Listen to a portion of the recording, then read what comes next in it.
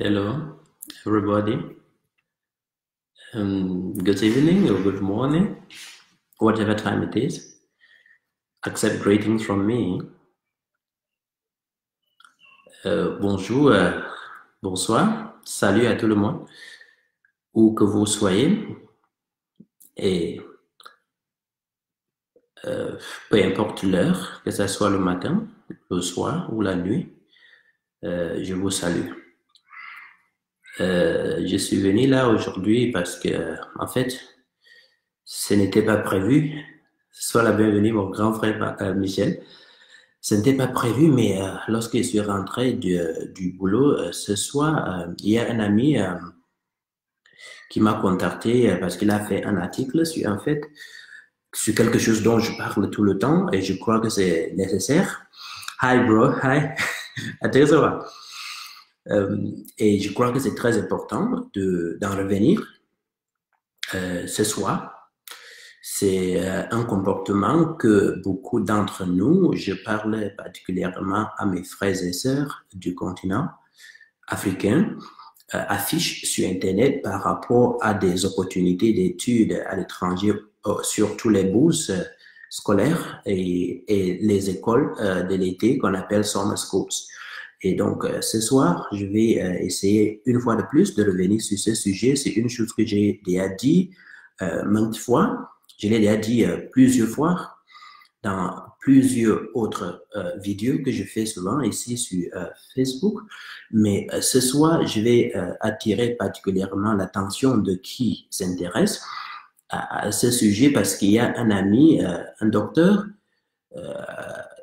qui a une organisation en Amernie qui travaille dans le domaine des opportunités aussi. Et lui, il a constaté ce phénomène et il a même fait un article là-dessus qu'il a partagé, il a attiré mon attention là-dessus parce qu'il sait que c'est un travail que je fais. Donc, c'est sur ça que je vais parler ce soir. I'm saying that this evening, I will be talking. I didn't plan to talk this evening at all, but it's another impromptu one, and I'm going to be talking this evening about something that I've been saying in other videos of mine, but because it keeps happening, I know, yeah, it's difficult we cannot finish that kind of thing, but I think we can reduce it. It is happening again and again, and I just came back home from work this evening, and a friend of mine from Armenia contacted me, and he has written a very good article, which is very helpful. I'm going to share a link of the article on the comments section of this video, and I will refer you even to his website, which is Amakat. He has written an article on that, which is an attitude I've been talking about in most of my videos and saying that it's not a good thing to do when you see a post about opportunities like scholarships or summer schools online. So people have this, basically, I think I did a video about that. I will not spend a lot of time saying that, but I said basically when we talk about scholarships for studies, there are different types of scholarships. First, you can categorize them at the level of who is offering them, who is giving them, from where. Are they from the university or from a government of a particular country, or they're from organizations and foundations? That's one way of categorizing scholarships. Another way is categorizing scholarships in the nature of, are those scholarships full scholarships or they are partial scholarships? And when it is a full scholarship, it means that the scholarship takes care of everything about you. That is, it takes care of your school tuition, your school fees, and it also gives you some money for your upkeep, for buying your books, for renting your house, and for buying food. And they call that a stipend. Yeah, in some circumstances, it might really be called a salary, but it's similar to a salary. And we have to take note to always remember that scholarships are not works of charity. Yes, of course, you may think that they are works of charity and that yeah, the people are really giving out the money to help those who want to study, but there are always conditions attached to scholarships. And the most important of those conditions is that they are given to brilliant students. So the first precondition for getting a scholarship is that you must be very intelligent. You must prove that with the results you have obtained in your previous studies. So it's not like some people have money and they just feel that, well, oh, you want to study, even if you've been having only average marks in your class, they will give you the money. No, that can't happen. That will no longer be a scholarship. Scholarships are meant to help those who are excelling in their studies but would otherwise not continue their studies for reasons that are financial. So they simply help those who have financial difficulties but have the intellectual capacity to continue their studies. So that's the basic thing. And I will take this in French and then I continue. And I will be doing that because I don't want the video to be very long, but I also want to make sure that I get to my audience in both Anglophone and Francophone Africa. Unfortunately, I don't speak enough Spanish. I speak some Spanish, but not so much of it. I would have done so in Spanish too, and even Portuguese, but for now, I will do it in English and French. Bon, comme je disais là, il y a des vidéos que j'ai fait sur ce sujet. J'avais bien expliqué qu'est-ce que des bourses scolaires et j'avais expliqué qu'une bourse peut être classée, peut être définie selon peut-être qui l'offre, qui l'octroie. Est-ce que c'est une bourse d'un gouvernement, d'un État? Par exemple, il y a des bourses octroyées par les États-Unis comme le Fulbright Scholarship. Il y a les bourses des États comme le DAAD en Allemagne. Il y a des bourses telles que la bourse de l'État turc, de la République de la Turquie. Mais il y a aussi les bourses qui peuvent venir des universités ou des fondations et des ONG. Et une autre manière de classifier ces bourses, c'est que une bourse peut être partielle ou une bourse peut être complète. Une bourse complète, c'est une bourse, c'est-à-dire c'est une bourse qui prend en charge tout et la pension, c'est-à-dire les frais de scolarité, mais aussi de l'argent pour que le candidat ou le bénéficiaire de la bourse puisse se nourrir, puisse acheter ses livres, puisse se loger, etc., etc. Et pour des bourses partielles, la bourse partielle peut peut-être payer la pension, mais ne pas prendre en charge les autres choses. Donc, en fait, une bourse complète donne de l'argent mensuellement, presque comme un salaire, mais on appelle ça la bourse mensuelle, pour ceux qui sont concernés, pour les aider, comme je viens de dire déjà, à se loger, à manger, et à se procurer des manuels scolaires tels que les livres, etc. Et il y a une chose, il ne faut jamais confondre la bourse et les œuvres de charité. La bourse n'est pas de la charité. On ne donne pas la bourse juste parce qu'on nécessite. On donne la bourse à ceux qui méritent. Ça veut dire que chaque bourse a des conditions. Chaque bourse a des conditions. Et la première des conditions pour toute bourse sur la terre, c'est la performance académique du candidat. C'est-à-dire, la bourse est au fait pour appuyer, pour aider un individu qui excelle, qui travaille brillamment, mais ne peut pas aller loin avec ses études à cause des raisons financières matérielles. C'est là où la bourse vient aider. Ça veut donc dire que la bourse est différente de la charité parce que si la charité veut prendre en charge tous les enfants qui sont sur la rue, par exemple, on ne va pas distinguer qui est brillant ou qui n'est pas brillant, là, c'est tout le monde. Mais lorsqu'il s'agit des bourses, c'est de la compétition, c'est de la concurrence. Et aussi, dans le monde occidental, là, je veux dire, par exemple, Europe, Amérique du Nord, Australie, etc.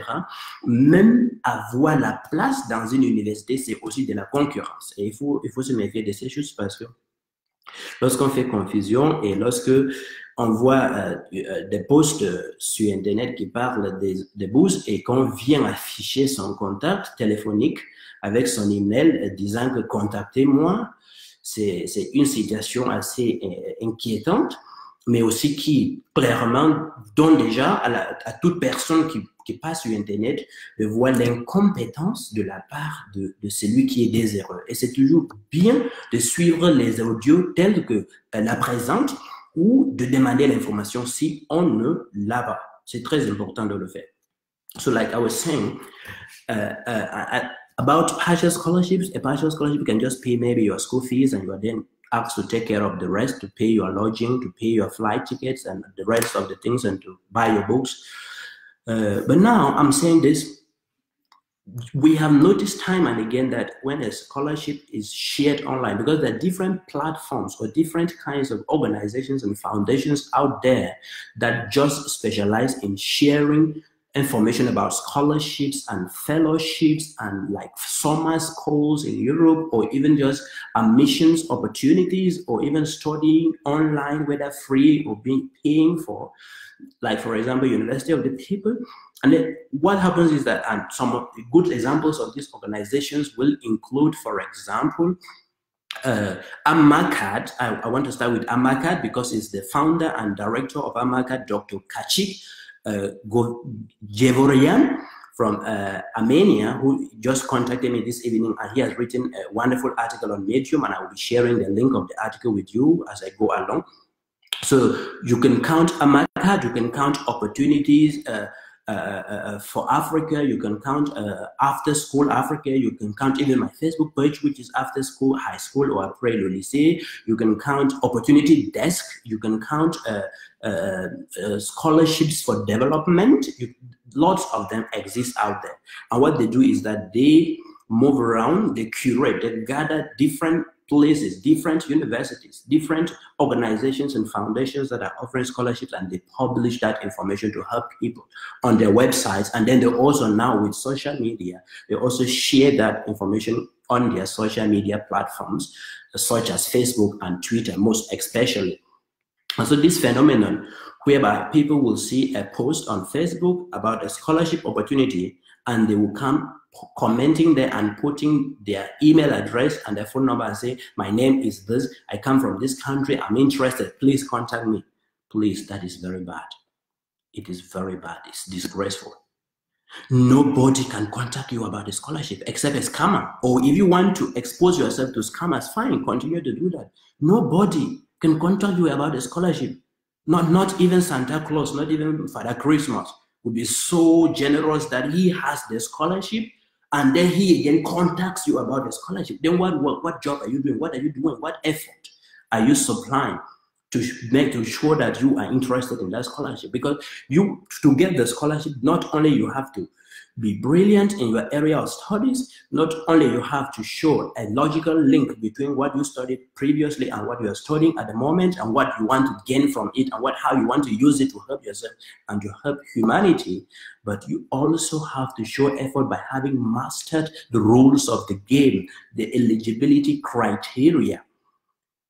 Eligibility criteria will have lots of stuff. First of all, sometimes it limits countries. Some scholarships would just be for a few countries, just about 2 or 3 countries or 4. Some are worldwide, international, except just citizens of the country in question. Some are for everybody, including citizens of the country in question. Some have restrictions on age. So you check, am I qualified according to my age? You check that. Am I qualified according to my age? After that, they have restrictions on even the domains they're offering, the learning disciplines they're offering. Some may just be for scientific fields. Some may just be for the arts and the humanities. Some may be for both. But even when they are for the sciences, they may even name the specific science fields involved in that. And it's important to take note of all those things. And once you check those things, and you check that your profile does not correspond to them, it is important to stop at that point and look for something else, because there are millions and millions of those scholarships out there. And it is needless wasting your time applying for a scholarship when you have already seen that you don't meet the basic requirements. Because meeting those requirements, meeting the criteria, does not even guarantee that you will be given the scholarship. Because many other people just like you will also meet those minimum criteria. But then there will be the criteria of evaluation, which is a completely different thing. Some scholarships will even provide DS on their website, some will not provide.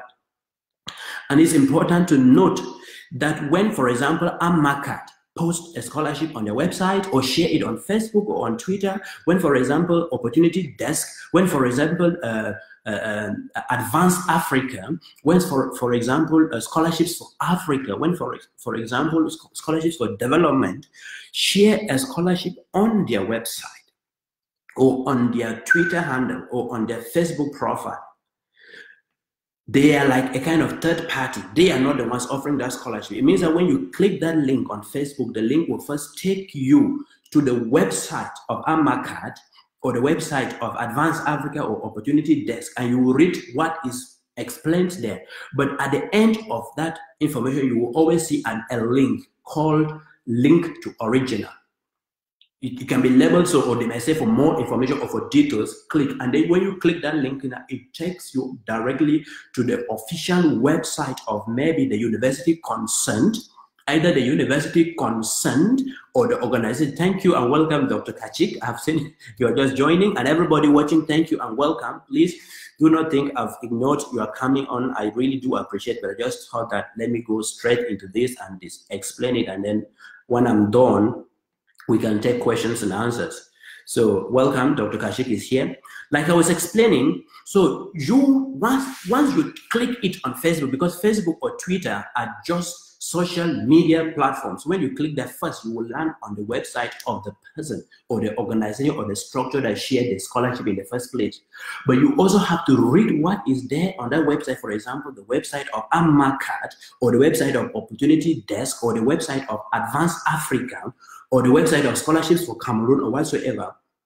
Then you click another link at the bottom, which will take you to the official website, if it is scholarships from the DAAD in Germany, or the Fulbright Scholarship, or the Erasmus Mundus Scholarship from the European Union, or the Turkish government scholarship. It will not take you to the official website of that scholarship. Or if it is a scholarship given by a specific university, maybe because most universities in Canada and most universities in Scandinavia offer specific scholarships that are either sponsored by the departments or the faculties or the university. So you go there, it is step by step. So after you have read on the website of AMACAT or Opportunity Desk or whatsoever, you go to the original source, which is not the university one, or maybe the foundation, if it is a Ford Foundation scholarship. If it is a foundation from a scholarship, maybe from the Nelson Mandela, or if it is a MasterCard scholarship. And MasterCard is offering lots of scholarships. So you read it again and you try to check to see if, one, do I meet the minimum requirements, the criteria?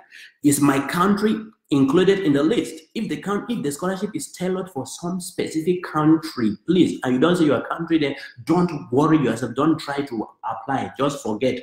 Don't even believe in miracles, because some people will say, well, I want to believe in it. That is wasting time. Don't. If it gives age limits and you are above the age limit or you are below, don't apply.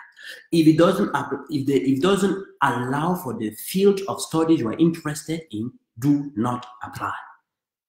If you don't have the average from your previous studies that they require, do not apply. If you don't have if your previous studies are not in the fields required, do not apply. You check all these things and you even establish what they call a checklist. So you have to set up your criteria on the left-hand side, for example, and you get your pen and you start ticking. It says only countries from this, you check, is my country there? Because your country is according to the passport you are currently holding. You tick all those things, and if they are fine, then you check the application procedure. Because the application procedure is again another thing completely different. You check the application procedure and you check the application requirements. Do they need your transcripts? If yes, do they need them sent by you or sent by your university directly to them? Do they need a statement of purpose or a motivation letter? If yes, how many words do they want and what specific kind of thing do they want to hear from you?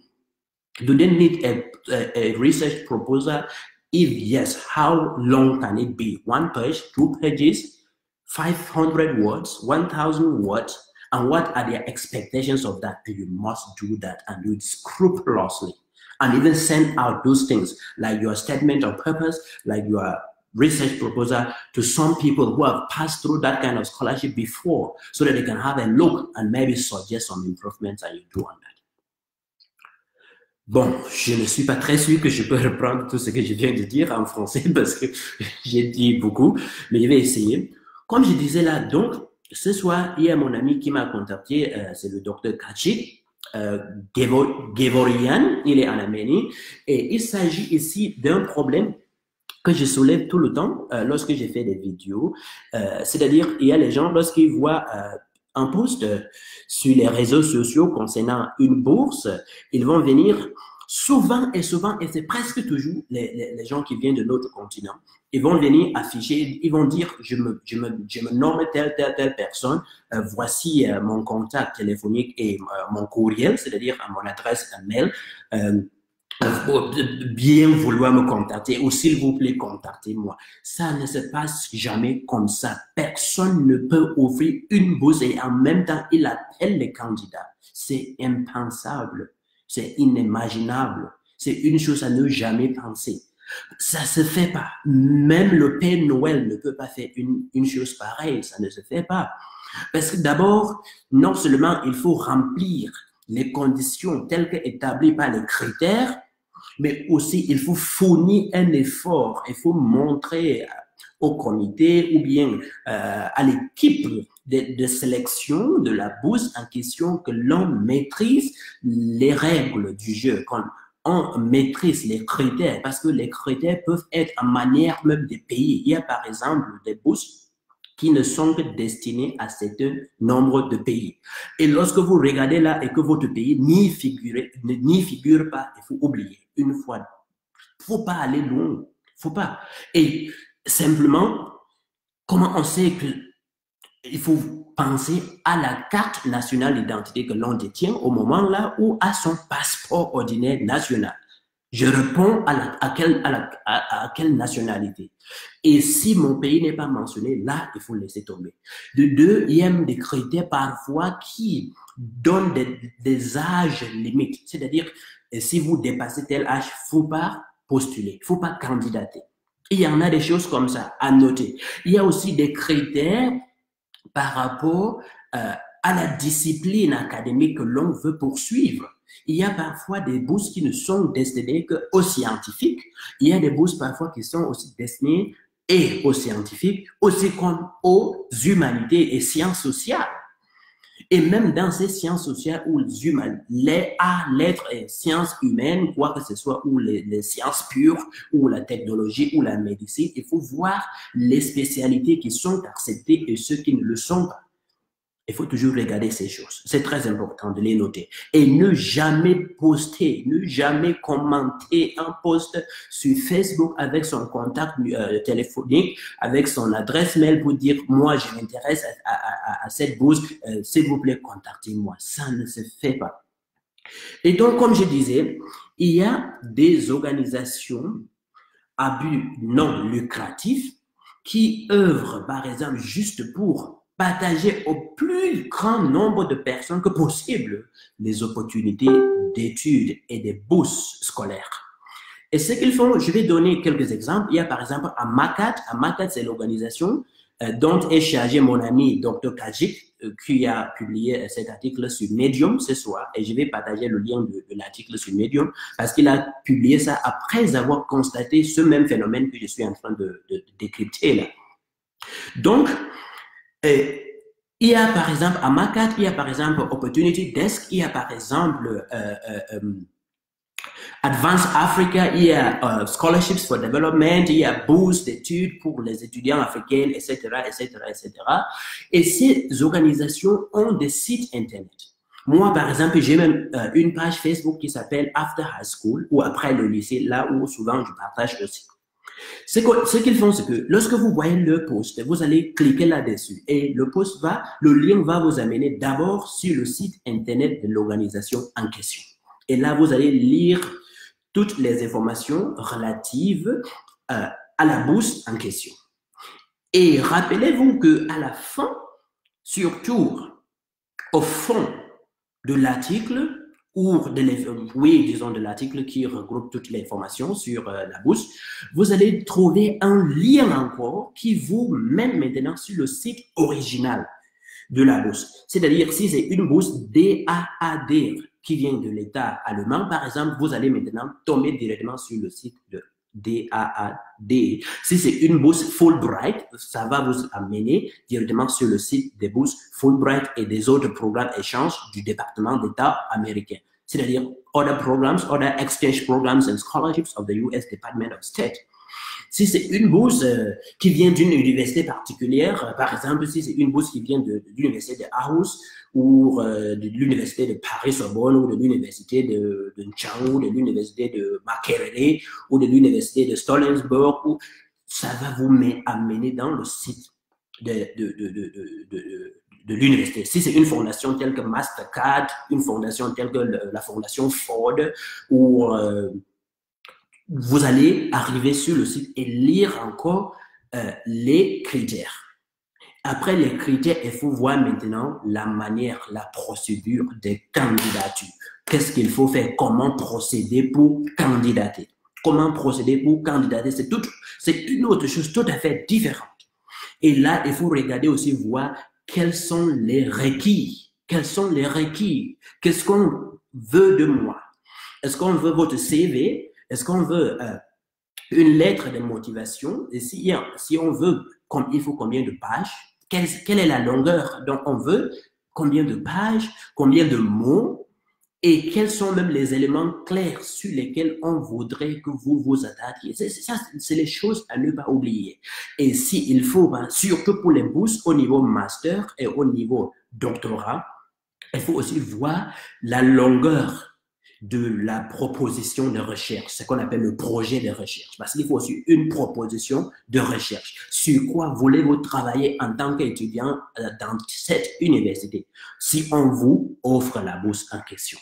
Il faut faire toutes ces choses. Est-ce qu'on veut vous relever des notes? Si oui, par quel moyen? Est-ce que c'est vous-même qui allez les télécharger sur le site de la candidature? Est-ce que vous allez les envoyer en copie physique? Est-ce que c'est l'université qui va les envoyer? Parce que souvent, mais pas toujours, souvent, la plus grande majorité des universités américaines et canadiennes veulent que, même si vous postuliez, même si vous candidatez en ligne et que vous téléchargez les copies de vos relevés de notes, de transcripts, sur Internet, ils veulent qu'après, si vous êtes offert une place, ils vont exiger que votre université précédente envoie encore les copies officielles enveloppées directement à l'université au Canada ou aux États-Unis, par exemple. Et parfois, cela est aussi le cas même pour les universités en Europe et ailleurs. Mais c'est des choses très simples qu'il faut toujours noter.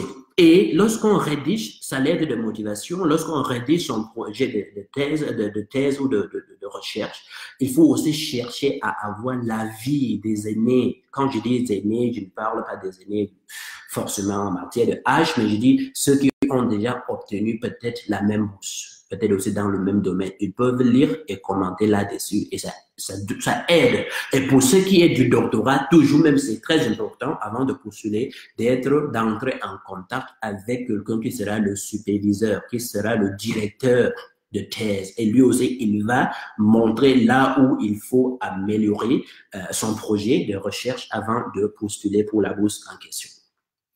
Évitez de poster vos contacts téléphoniques et vos emails sur des posts qui offrent des opportunités en disant contactez-moi. Ça ne se fait pas. Ça ne se fait pas. C'est une chose qui amène assez de la honte. C'est une chose à ne pas faire, sauf si vous voulez aussi vous exposer à des arnaqueurs.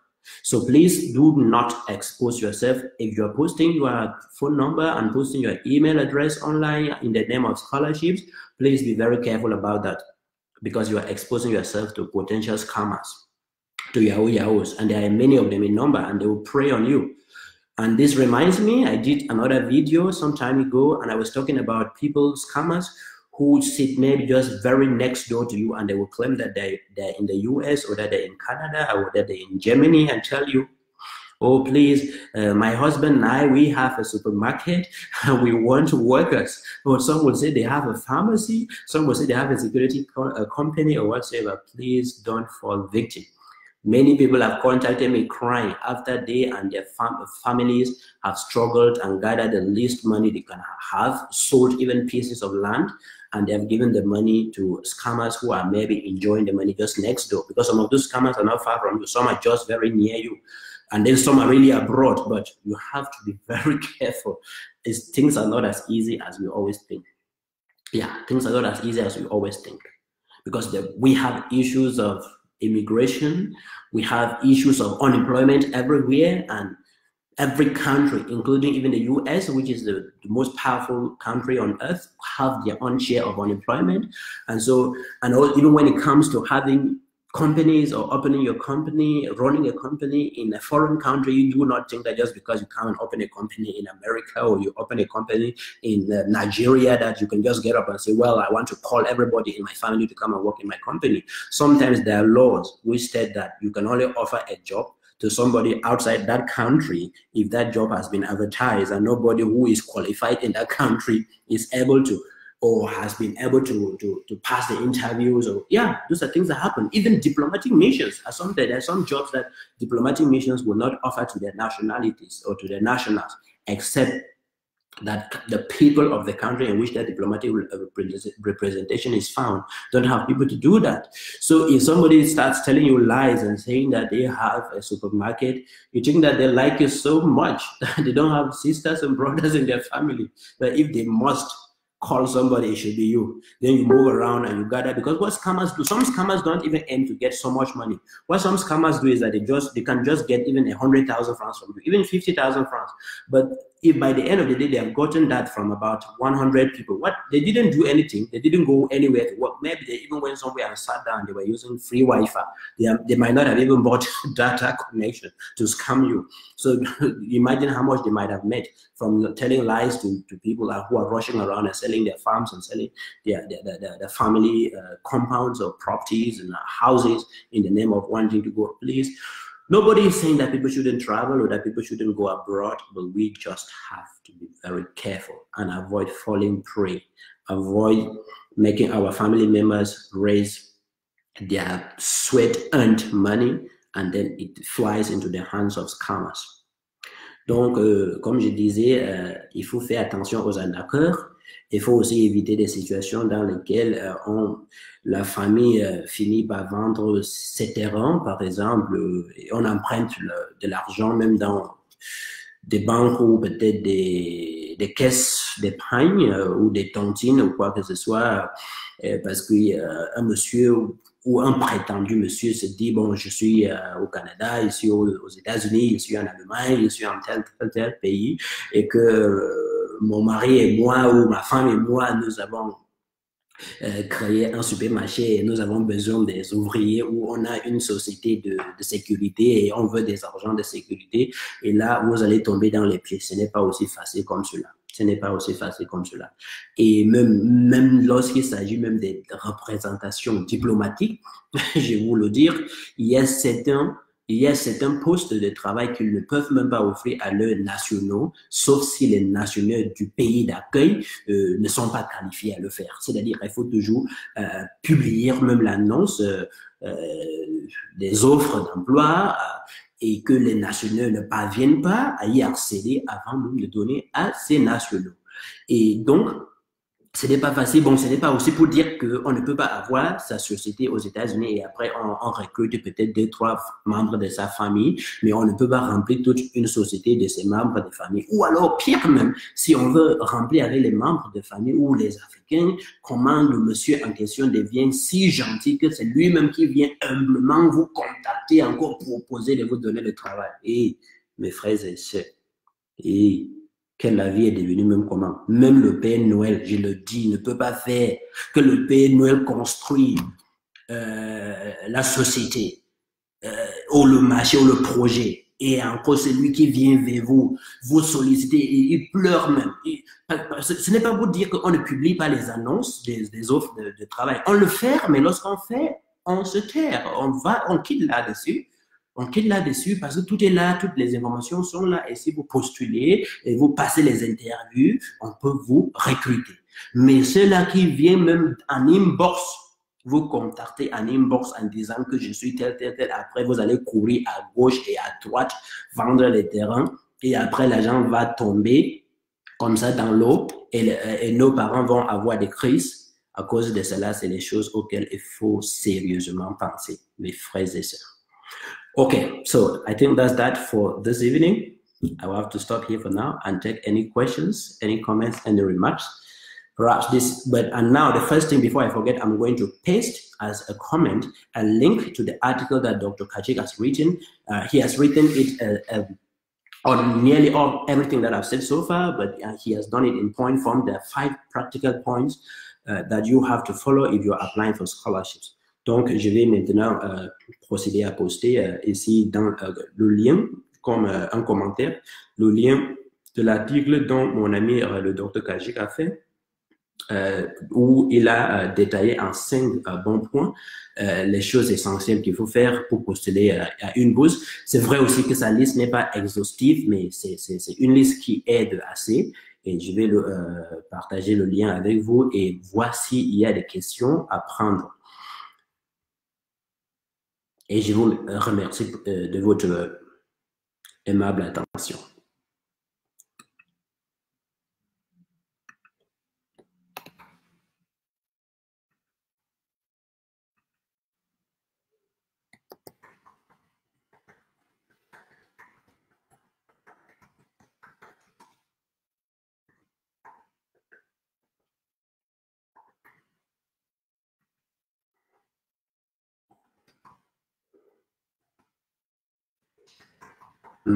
Typing it down. Please, if there are questions, to type them in the comment sections.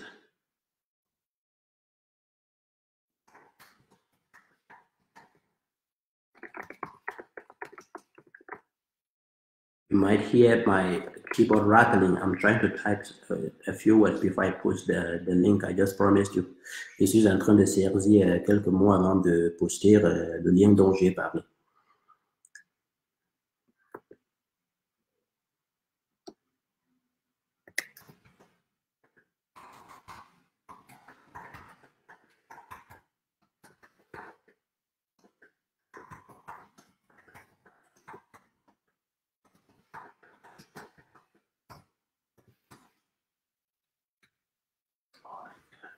Sorry, I've already mistakenly I've sent what I was typing without the link. So I'll have to see how I can edit what I just posted and add the link to it. Please, it's time now for any question, any contribution, any remark. Okay, good. I've succeeded now to add the link here.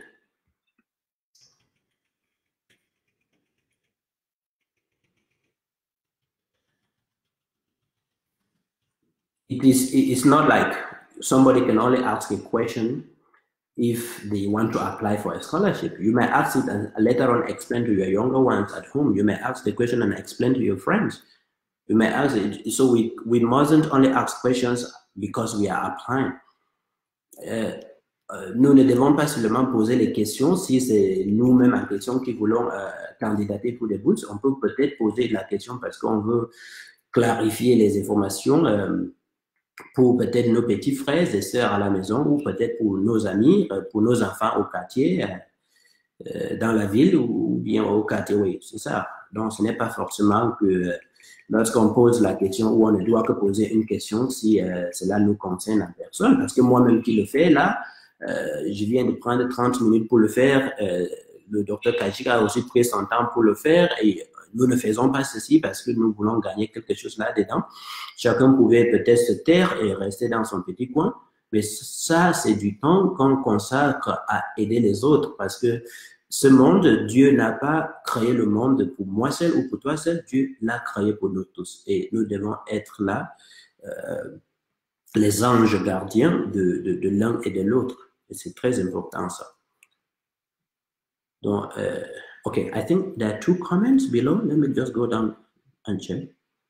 Well, I haven't seen any comment that is in the form of a question or a contribution. I can only see Adamu Alaje who said hello, sir. Hello, Adamu. And then there is my brother, Max, who also said hello earlier. He was the first person who joined. We mustn't only ask questions when it concerns us. And I think that, honestly, this video is a video that we could share. We could share so that next time, because in the article by Kajik, you will see that he mentioned lots. Even when he has given an example of one of the posts on the web page of on the Facebook page of the organization where about 4 or 5 people were commenting with their names and phone numbers and email addresses. And that's something that has been happening. And sometimes I even have to go and write on the post telling them that this is not the right thing to do. You don't have to post your contact information here. You have to follow up with the stuff. And I remember to a good brother of mine, Ataubo Mbaka, I remember I've seen him once or twice also saying the same thing, either on his timeline or also even joining the conversation where people have started posting their details online in the name of looking for opportunities. So wherever you are, Ataubo, I am recognizing your work and say thank you, bro. So I think we can share this, and perhaps more of our brothers and sisters and our friends can watch and maybe desist from such things. And another thing which Dr. Kajik said in his article, which is very important, is that sometimes we just make a short, small message and we start sending to everybody asking the same kind of information, and we end up even forgetting to whom we have sent, so that even when answers come, we are surprised. Which is just like writing a motivation letter for one university.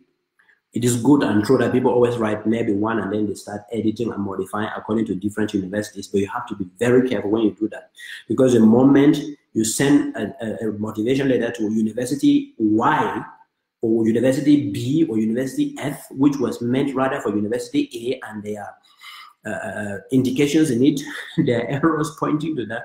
Perhaps you wanted to address something to the University of Nairobi, and then they're reading it and they discover that it has the University of Cairo, for example. The first thing is that the admissions committee will see you as somebody who is not serious. Yeah, that's the very first thing. Another thing is when you go writing people, after you have read information about whether it is a scholarship or a fellowship or a postdoctoral whatsoever, and if you read it and everything is said and you go contacting the contact person and asking for information for something which is already set on the post that you read, the very first thing is that they make a bad impression of you. They form a very bad impression of you. They form an impression of you as somebody who is not serious. So it is always said, because when the contact information is given, it is always said that if you have further questions, it means that if you have questions that have not been answered, if you have things that have not been explained, then you can contact. So do not put yourself into any discomforting situation by asking for information that is at your disposal, and you were maybe just impatient or you were a little careless and didn't read that information. Those are things to take care of, because sometimes we may meet all the criteria, but just a few of these kind of things may make us lose an opportunity, a golden opportunity. Well, in the next 2 minutes, if there is no comment, no question, I will assume that there is none, and then I will have to sign out.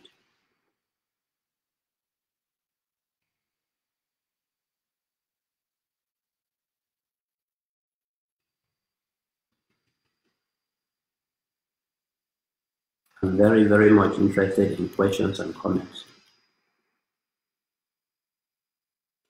Donc, comme je disais, pour finir, parce qu'il paraît qu'il n'y a ni questions, ni commentaires, ni de demande d'explication ou de clarification, je disais que il faut aussi faire attention pour montrer le sérieux lorsqu'on cherche les bourses ou même à obtenir des places dans des universités étrangères. Que ce soit des bourses au niveau master ou au niveau doctorat ou au niveau postdoc, il y a certaines choses qu'il faut éviter. Par exemple, il ne faut pas avoir sa lettre de motivation qui est adressée à l'université, par exemple, de Toulouse, et après, on prend la même lettre et on oublie d'enlever l'université de Toulouse et quelques informations très spécifiques sur cette université, et qu'on envoie la même lettre peut-être à l'université de Laval ou à l'université de Burundi ou à l'université de Gandere ou à l'université de Lagos.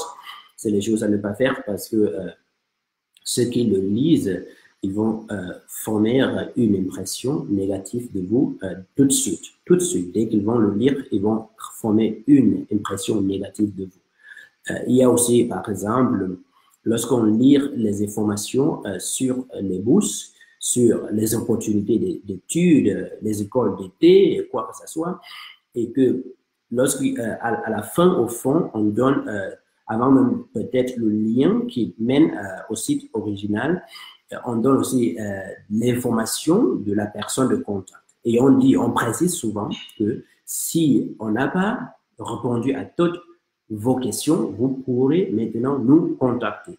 Et il y a une grave erreur que plusieurs personnes commettent. Ils vont se précipiter à écrire à la personne de contact et ils vont se mettre à poser des questions sur les choses qui sont bien détaillées et expliquées dans la fiche ou l'annonce de la bourse. Et ça, ce n'est pas du tout bon parce que là, la personne de contact et toute l'équipe concernée, ils vont former l'impression, ils vont comprendre que la personne n'est pas sérieuse. Que la personne n'est pas sérieuse si elle a sauté l'information et est venue en contact avec eux pour demander la même information. Soit peut-être parce qu'on était à la hâte, soit parfois parce qu'on n'était pas assez patient, soit parfois parce qu'on était un peu négligent, mais c'est des choses qu'il ne faut pas laisser aller loin, parce que ces choses peuvent nous faire perdre des opportunités en or. Donc, c'est ce que je disais. Et je disais aussi qu'il est important de partager une telle vidéo et qu'il est aussi important de poser des questions, non seulement pour nous, mais aussi pour ceux que nous pourrons rencontrer sur nos chemins pour les aider parce que, bon, c'est ça. S'il n'y a pas de questions, pas de commentaires, très bientôt, je vais donc mettre un thème à la vidéo de ce soir.